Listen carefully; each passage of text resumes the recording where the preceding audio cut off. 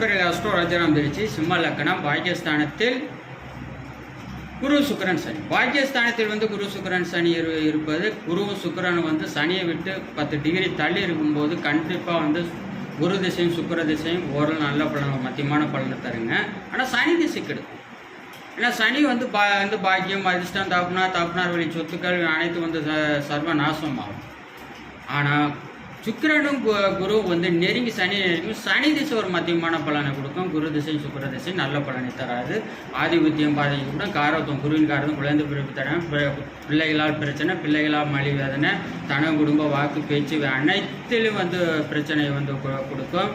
மிக மிக ஒரு மோசமான மூத்த சோர்களாக பிரச்சனை இதெல்லாம் கொடுக்கக்கூடிய அமைப்பு குரு திசையும் சுக்கிர திசை ஜீவனம், பொருளாதாரம், சொந்த தொழில் மூலம் வளர்ச்சி இல்லாமல் அனைத்து கிடைக்கும். மனைவினால் பிரச்சனை, அதுக்கு விதிவிலக்கு பௌர்ணமி சந்திரன் இருக்கும் பொழுது 3 திசையும்